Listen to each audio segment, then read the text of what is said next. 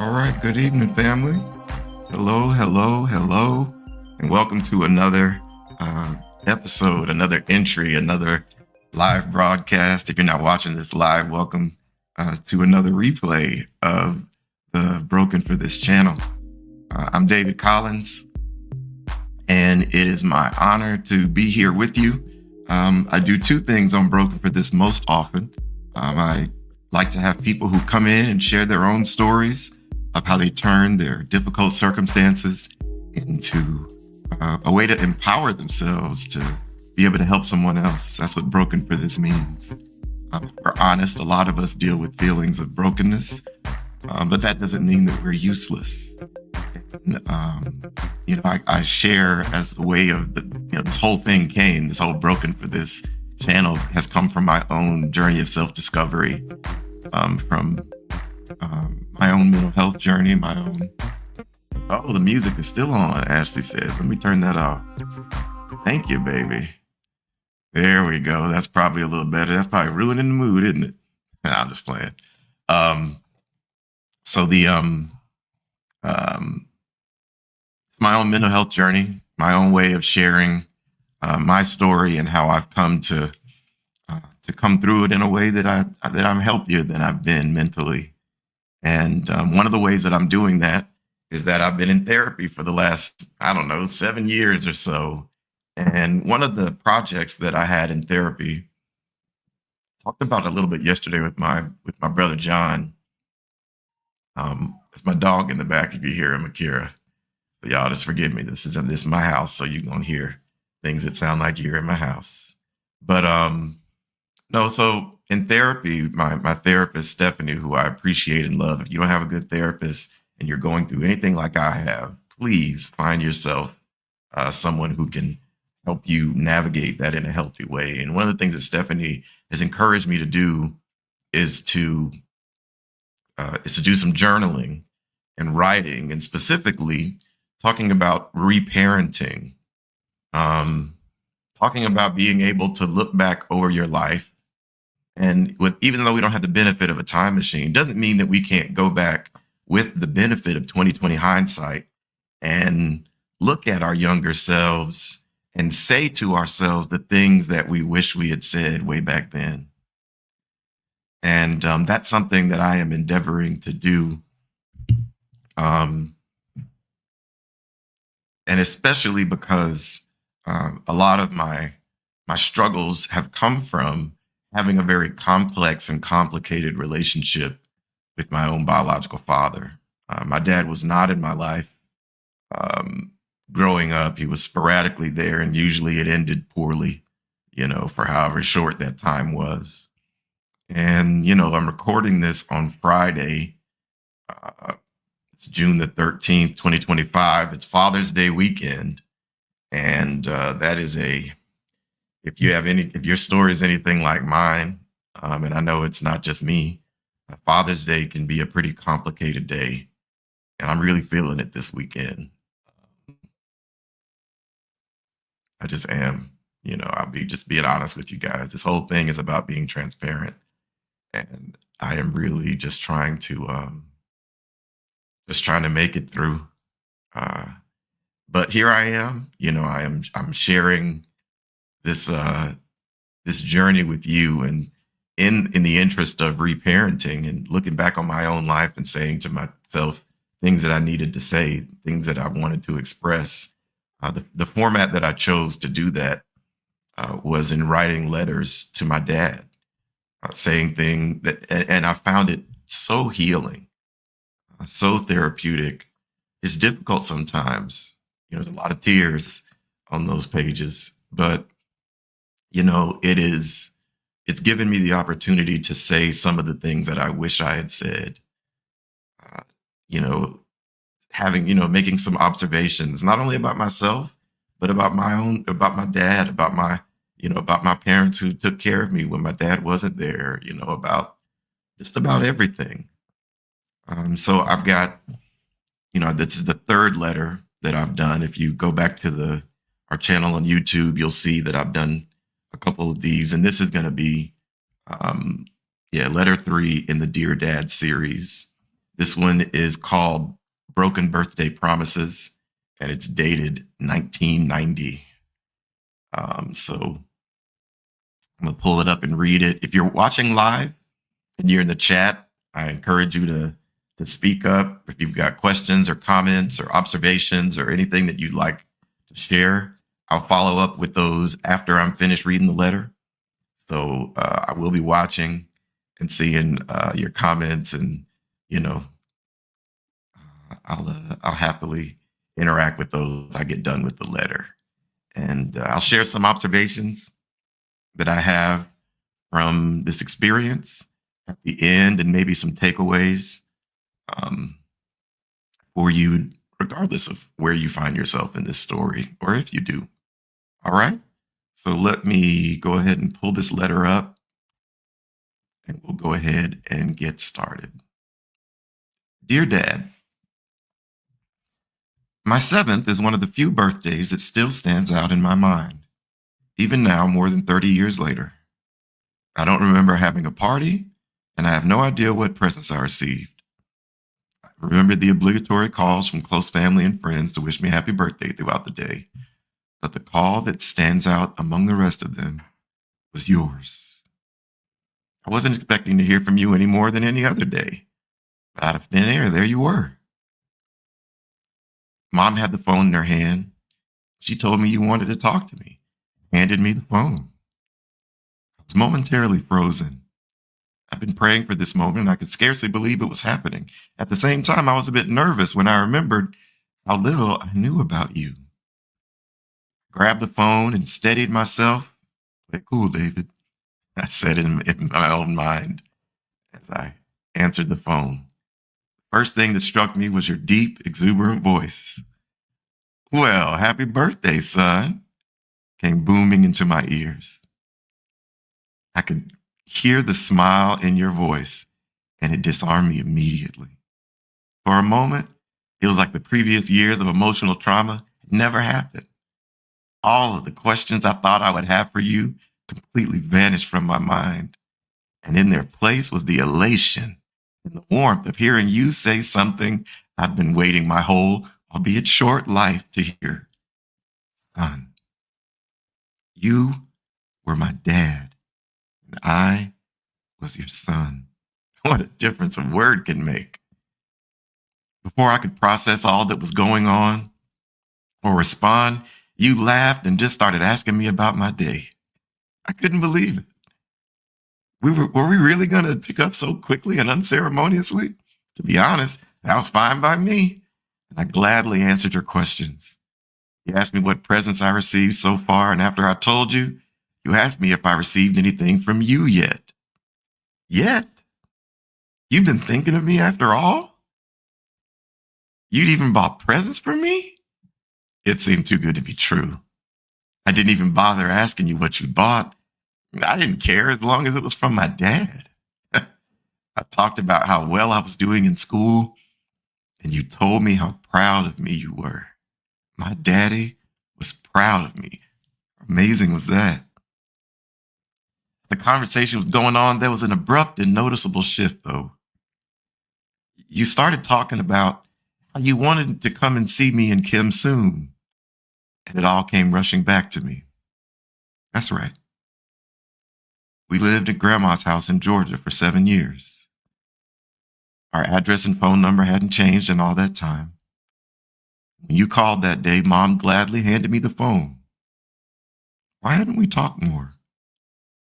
I wondered if you lived far away. Long distance calls were still a thing then, so maybe you were splurging to call me right now. My heart sank when you said you were in Florida. Florida? A state away? How could you let a couple of hours drive keep us apart? I was your son. You were proud of me. You wanted to see me, and I was available to you. How could this be? My enthusiasm faded even more when you started to complain about how Mom and Grandma had made it difficult for us to talk to you. That was no misunderstanding or difference of perception. It was a lie. My gleefulness turned to hurt suspicion. This wasn't even a necessary lie to tell. I was just happy to be talking to you.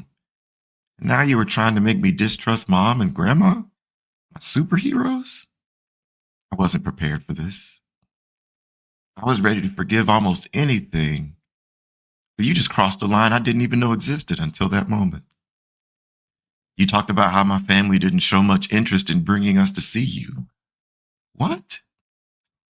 Even if that were true, I couldn't fathom why you were telling me that. Now the conversation was full on awkward. I went from talking in excited full sentences to giving deliberately short answers. Yeses, nos, uh-huhs, mm-hmm. When you said that one day you wanted to talk to me about what really happened with you and Mom, I was beyond repulsed. I was angry, but I pushed that feeling down, deep down. I didn't want to see things your way. I'd already seen the photos. I'd seen the bruises and cuts on Mom's face. Your way nearly killed Mom. Your way could have killed me. Sure, there were some details I didn't know, but I knew everything I needed to know about that. No excuse would explain that level of violence and cruelty to someone you say you love. I couldn't believe you were setting the stage for some woefully inadequate excuse. We ended our conversation just a few moments after that. You said you looked forward to the next time we'd talk, and I wished I could share that optimism. You said you loved me, and I barely heard it over the sound of my own racing thoughts. Mom was standing nearby, and when I hung up the phone, she asked about our conversation. I told her how you sent some presents for my birthday, and Mom made a feeble and unconvincing attempt at sounding hopeful about that. I considered whether to talk about the rest of the conversation, but while my hopes were with you, my loyalty was to Mom. I told Mom how you said you wanted to talk to us and see us more. Her countenance fell. She reminded me that she never stood between your talking to me. I didn't even need that assurance. I knew better. Mom was clearly hurt to hear what you'd said. She said the only thing standing between us was effort on your part. That made sense to me. What about all the good things? Was it true? What was true? Was it true that you were proud of me? Was it true that you miss me? Was it true that you love me? How was I supposed to make heads or tails of this? You just tried to tear down the superheroes in my life, Mom and Grandma. So what did that make you? In some respects, I still struggle with finding answers to these questions. Maybe unsurprisingly, your promised package never arrived, and months passed without another word from you. Life went back to normal, whatever normal was. You'd call from time to time, and it was always the same routine. You'd talk like we'd been in regular contact.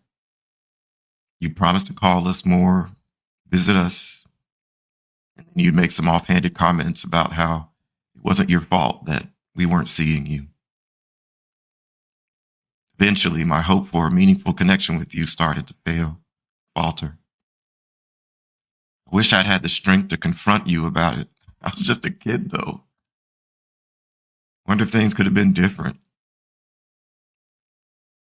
I'm not sure there even was a right answer or one that would have given me any peace, but what if? What if I knew what to say? What if I stopped you and said, no, Dad, that's not true? Or defended Mom or Grandma or cried or yelled or anything.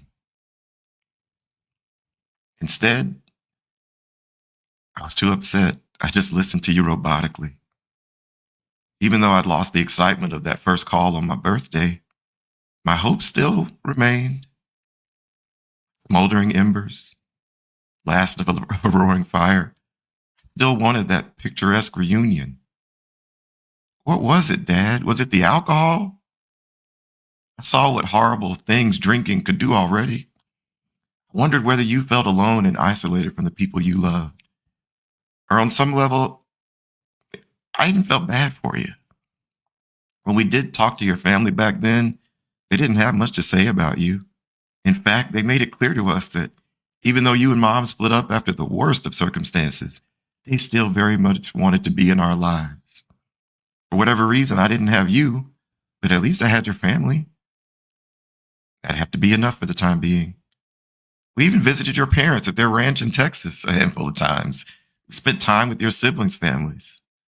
Somehow you were the one topic that everyone seemed to be avoiding. I sometimes allowed myself to wonder if you would be there to surprise us on one of those visits, but you never were. Still, I had hope. I wanted to hear that laugh of yours and feel the joy it gave me back on my birthday. The pendulum of my perception began to level out, and I reasoned that you were neither superhero nor supervillain. I started to gain a rudimentary understanding of your humanity and to realize that just as there were positive experiences that I didn't get to share with you, there were also some mysterious dark parts of your life. The fact that we were separated maybe was all that was protecting me from that darkness. I tried to count myself lucky for not knowing. Whatever the darkness that hung over your life, it was powerful enough to separate a loving father from his children. I wasn't so sure I wanted that in my life. But if it meant having my dad, I couldn't give up hoping. God brought us together for good. Certainly, he'd make sure that I'd be safe from whatever that force was that was torturing you. I kept praying in secret. Now, I didn't just pray that we'd be reunited. I prayed that you and that invisible darkness separated us would one day disappear. I told myself you weren't staying away because I was defective or unlovable. No, it couldn't be that. Could it? No, I mean, you love me. And that meant there was still a chance to feel like my family was complete. Still had a chance to feel like I was complete. I wanted to believe that was still possible. No, I had to believe it was still possible. After all, we were still just one conversation away. Your son, David.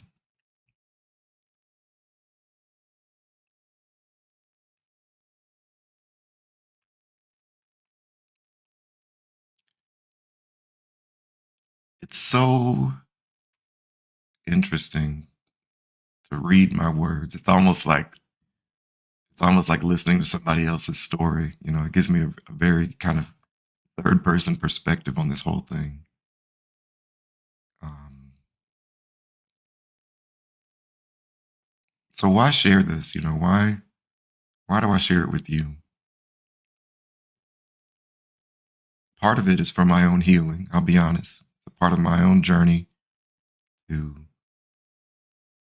being able to reflect on my life without feeling triggered or constantly emotionally, overwhelmed about it. That's part of it.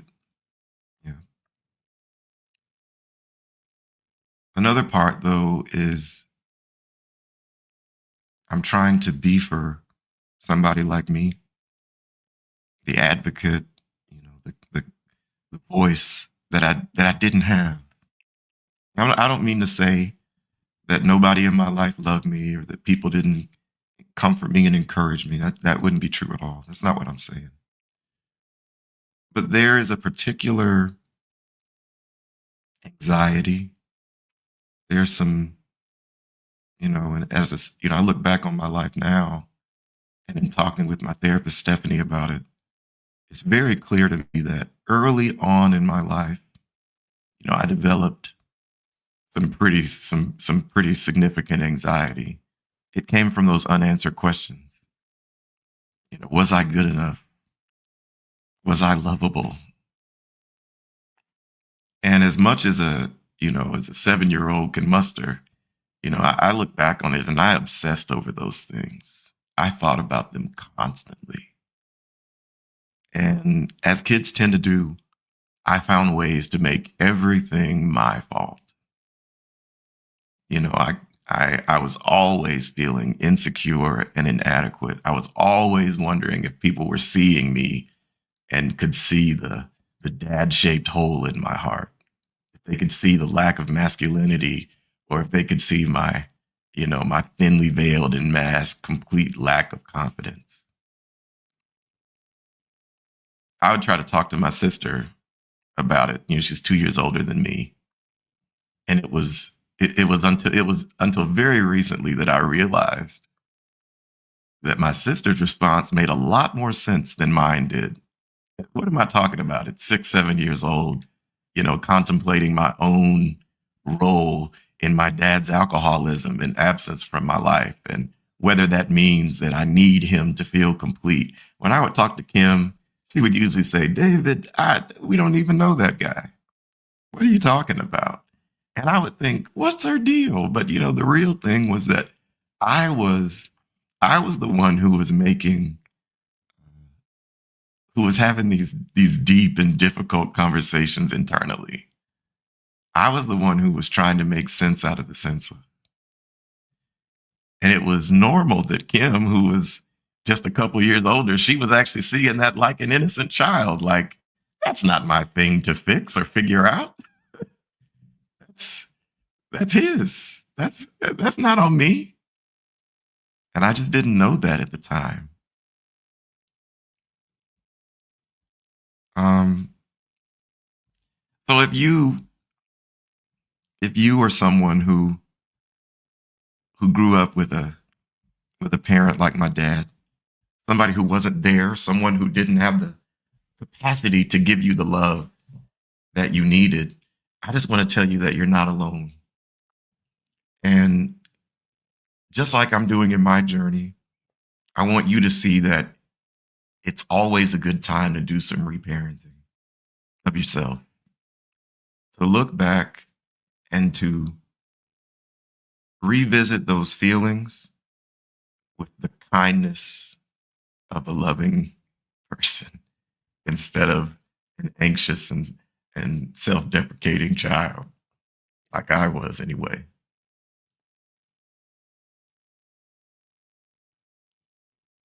I don't have any biological children, but I've got quite a few people who look up to me these days, not just as a pastor, but some as a mentor, some as I've had some great supervisor and subordinate relationships, and I've got some folks who are like my children spiritually. Got nieces and nephews and people in my life, and I've had some conversations with them about some of these issues before. And you know what's interesting? When someone calls me and they have these feelings of inadequacy or feeling like they're unlovable, feeling like something's wrong with them, I never agree with them about that. It's never even entered my mind to say, yeah, it's probably your fault that your dad didn't love you. Sometimes I've never even thought of saying, yeah, you're probably just generally unlovable. I would never say that to someone who I love. But I said it to me for years, for decades. One of the things that I'm learning in this journey of healing is that I've got to talk to myself like somebody I love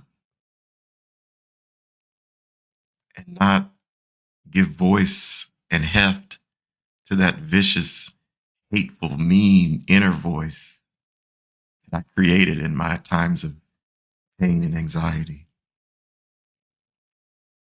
So if you're someone like me, and maybe you're like me, look, I'm 42 years old right now, and I'm still dealing with the daddy issues. There's parts of me that have yet to mature. There's perceptions about myself that I'm still trying to deal with. But I am so grateful that I've got some people around me who love me and who will encourage me and help me through these times. And I want to just encourage you, if you came up in a, with a problematic parent, you don't have to blame yourself for that. You don't have to have all the answers. Reuben said it. Sometimes we're left to assume that that our parents just weren't equipped. It's so true. Thought about that a lot. But at 7 years old, I thought about how I could help. Like that sounds crazy to me now, but it's really true. I thought about how I could help my dad. And now that I'm an adult, now that I have some life experience and some education and some training, I see that my dad had the sort of problems that his 7-year-old son couldn't fix. And I look back to myself and I think it wasn't yours to fix, David. That wasn't your puzzle to solve. It wasn't my battle to win or lose. Dad was fighting a battle and losing it before he even picked up the phone. And that gives me a lot of freedom now.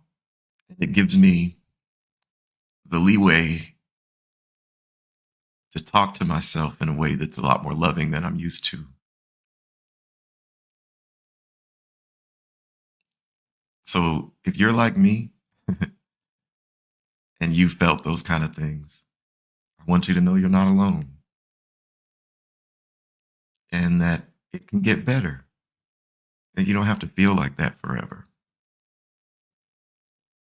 And in my mind, what was going to fix it was having my dad whole and in my life. But that was something that never happened for me. It's something I mentioned early and often, but I'm not going to, make you wait to the end of this, 30 or 40 letters from now to tell you that my dad never really made it out of that darkness that I talked about in this letter. I got the phone call, I talked about in this broadcast, my phone call on my 7th birthday that he had taken his own life. That he was saying happy birthday. He called on my birthday in 2019. I mean, well, he didn't call. My mom called to tell me that your dad had taken his own life. Birthday phone calls.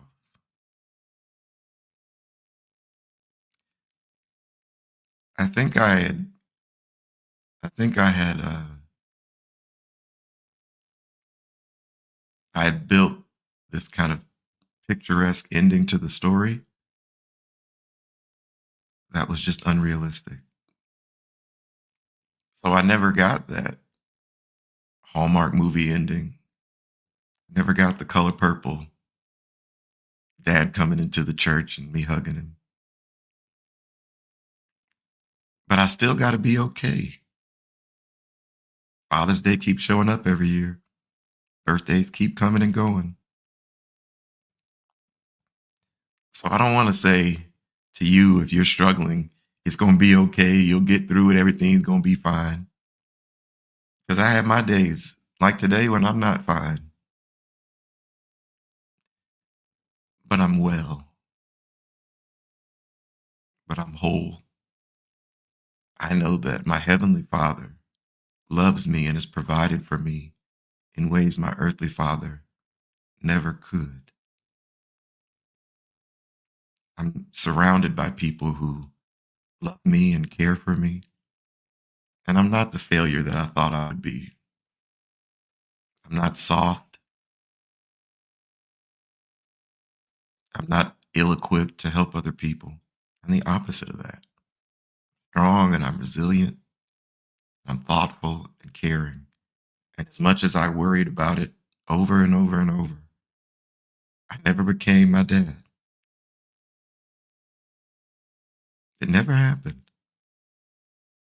I'm finally getting to the place that I'm not waiting as much for the other shoe to drop and that to become my reality. Isn't that something?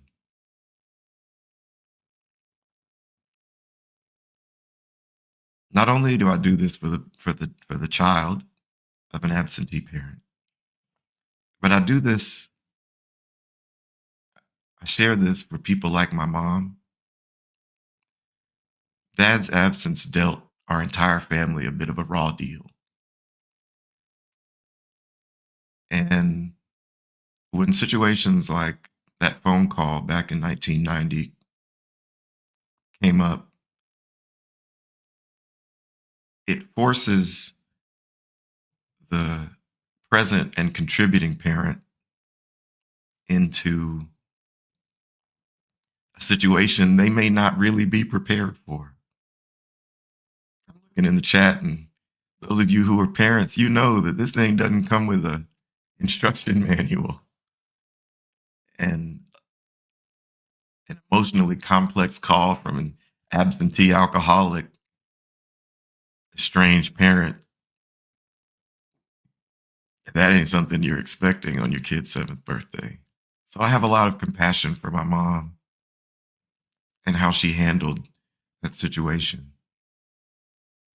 And I hope that mom, if you're watching this, I hope that you'll be kind to yourself in remembering that you didn't know what you were supposed to say. I think if we had the benefit of the therapy that we've been through now and the the conversations, the growth that we've had since then, I'm sure that both of us would have handled that situation differently. I would have, I don't know what you might have said, but I hope that if you're the parent of a child who's going through what I went through, I hope that you will take some time and be kind to yourself in retrospect. If you're in that situation now, maybe it'll be good to listen to this and think what you might say to your child about the very situation you're in now. As I shared the things that I struggled with, the questions I had, maybe you can help answer those questions for your child. My mom was absolutely right when she said, I've never kept your father away from you. But I think that went by and that said to me, well, why though? Why isn't he here? It might have been good for me to have heard then.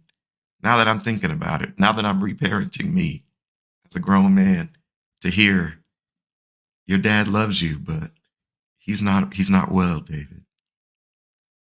We were already deep into this emotional journey. It might have been good for me to hear, your if your dad was in your life, we don't know if we'd be safe, and that's okay. And it's good that you're here with me and grandma and auntie and your uncle Leon and people who love you. Those would be things that might be that would be good to point out. And I pray that if you are taking care of a child who's got those kind of questions, that you would encourage them to see the things that they can be grateful for and help to answer some of those questions that are swirling around in their head. But my ultimate thing to say to, just like I said, to the child of an absentee parent, to the parent who's trying to be mom and dad, who's trying to be there for that child and answer questions they don't even know how to begin to deal with, it's just to be patient with yourself.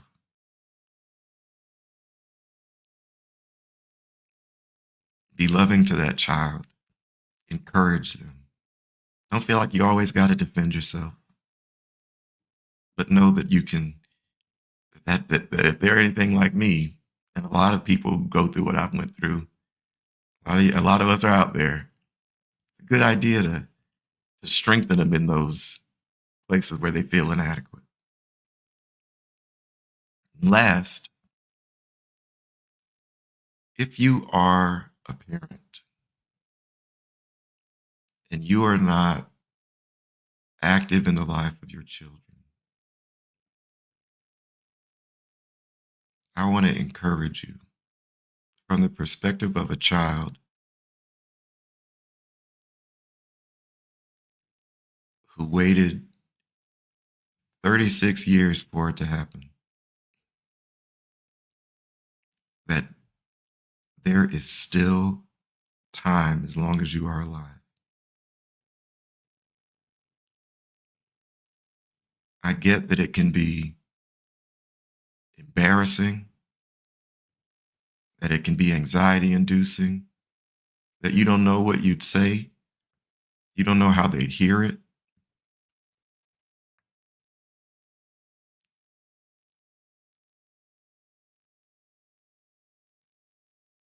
I hope that you hear in this series I'm doing, if you're a parent who's not in the lives of your children, I hope that you hear the clarion call to change that.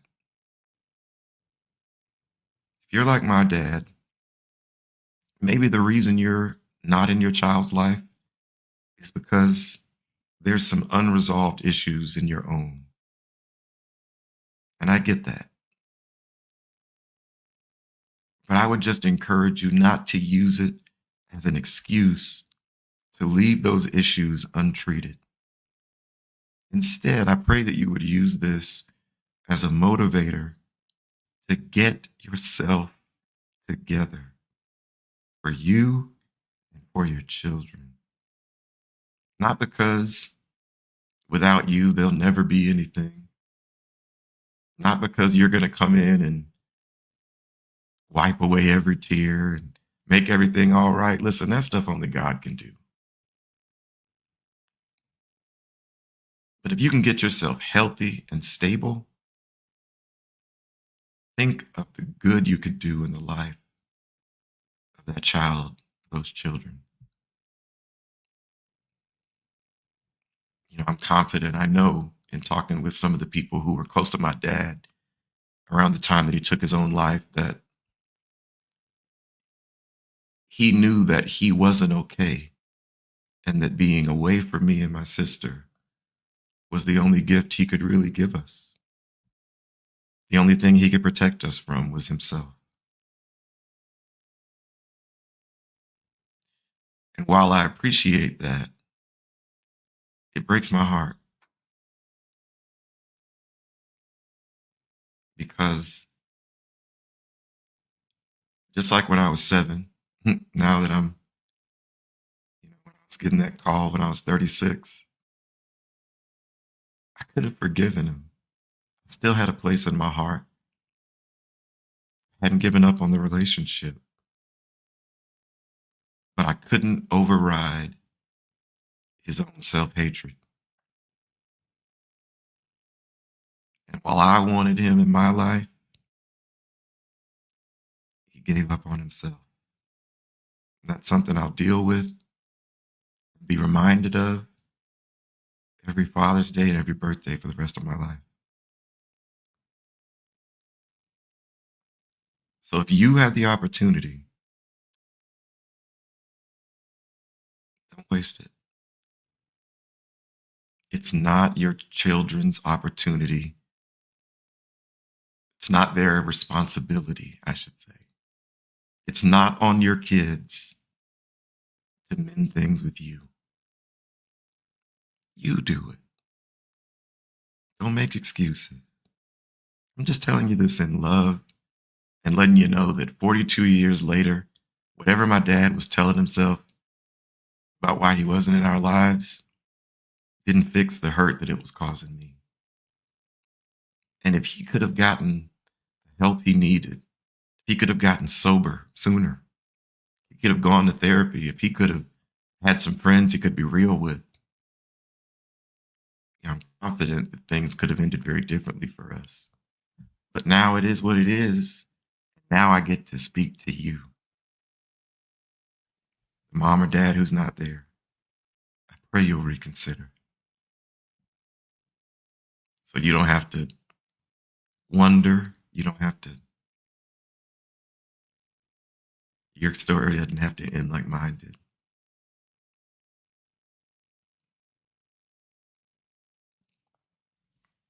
I am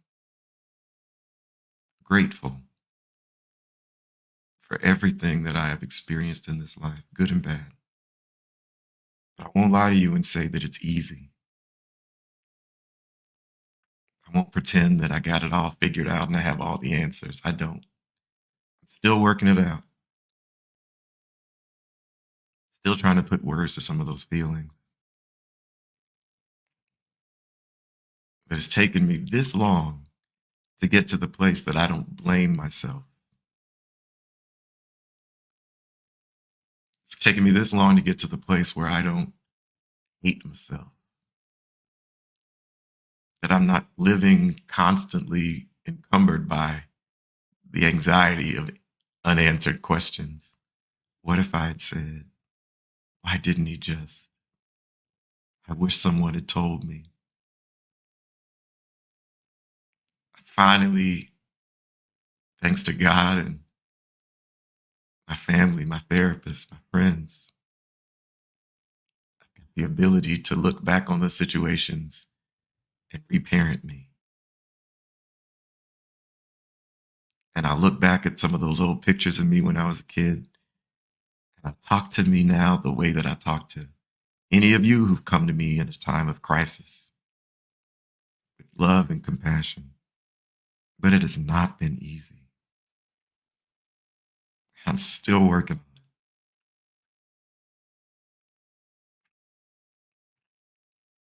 That's why I'm doing this series. I want to heal. I want to learn. I want to grow. I want to be better. I want to be stronger.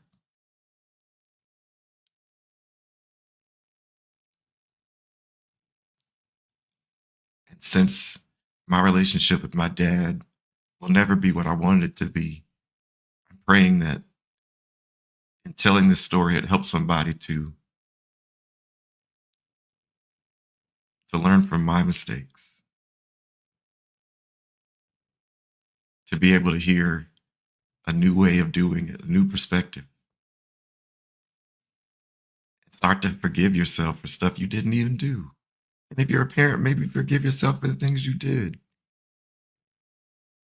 The only thing worse than walking 500 miles in the wrong direction is walking 500 miles, one more step. Turn around. Find a reason. And if you got kids, there's a reason. If you've got people in your life you love, you got a reason. Don't give in. Don't disappear. My dad, even though he stopped drinking, he never really pulled it together. And I don't want to see you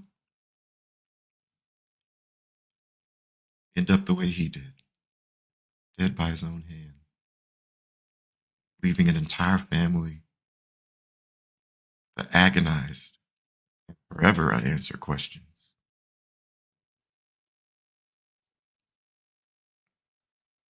There's still hope for me and for you.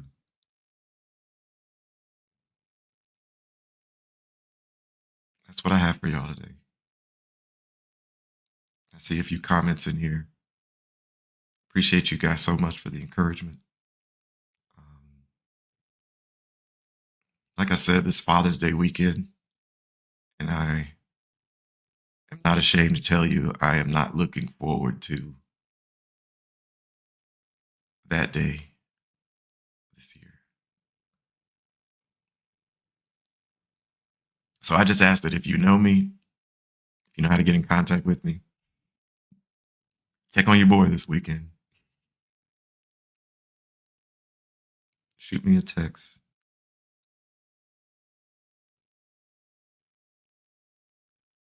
Give me a call. And maybe you can use this Father's Day as the kick in the pants. Dads out there, moms out there, kids out there, family out there. Let this one be different.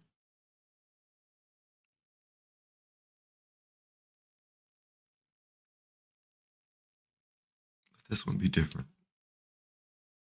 Let it be the last one that you spend in self-hatred. Woulda, coulda, shouldas. Fear from the what ifs.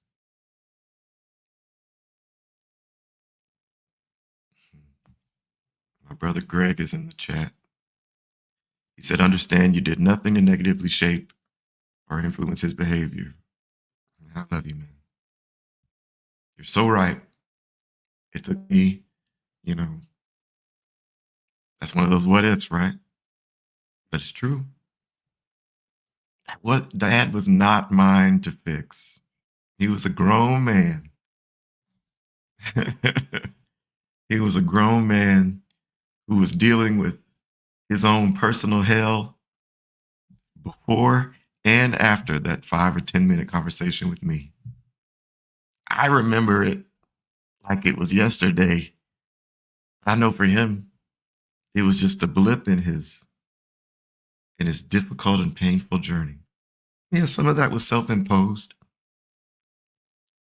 But I'm glad that I know now. I can say to 7-year-old David, it's not your fault. It was not my fault. Doesn't mean it was his, but it wasn't mine to figure out. I wish I could have had that kind of laissez-faire. It ain't my thing, like my sister did. But anxiety had a hold on me, y'all. But I'm doing better now. And I love me a lot more than I used to. Not as much as I want to love myself tomorrow, but more than I did yesterday. Thank you to those who are here for me. If you're somebody who's known me at various places in your life, I see. It's funny. I see James Jacks, J3. He was a supply guy. He was one of my peers at the 33rd, and Greg Milano was one of my supervisors there. It's a beautiful full circle moment. Ruben, a peer of mine in ministry. It's just cool to see the different parts of my life here represented. It lets me know that I'm still here, not fatally flawed or defective, and that tomorrow's worth it. Even if it doesn't happen the way that I want it to happen all the time. I know God's working all things together for the good of those who love him and are called according to his purpose. And for those of you who are watching, I just want you to know I couldn't do this without you. And I'm glad I don't have to. I'm going to sign off now. Pull myself together a little bit. Maybe fall apart a little bit. I don't know. We'll see. But be on the lookout in the next couple of weeks for the next letter. It's a long process. We got to get all the way from 1983 to, whenever I stop writing letters. I don't know. I'm not sure where we're going to end. I'm still working on them. I'll talk in our next one in the next couple of weeks about some of the father figures I did have. I don't want to act like I had nobody. That's not true. Some of the people who were there for me who helped in their own way, and I'm strong in part because God put them in my life. It wasn't all bad. Be looking out for the next Broken for This interview series too. I don't know who I'm going to be talking to quite yet. I've got a few different ideas. If you would like to come on here and tell your story, it doesn't have to be about, fatherhood or childhood or anything like that. But if you've got a survivor's story of how the difficult things in your life have prepared you for being that wounded healer, being that healed helper, I'd love to hear it. And maybe someone can benefit from hearing your story. Let me know. brokenforthis@gmail.com. Message me on Facebook. Text me, call me, whatever. And let's get you up here. And if you're someone who's struggling and needs someone to stand there in the storm with you, have your back, help you hold it together, I avail myself to you.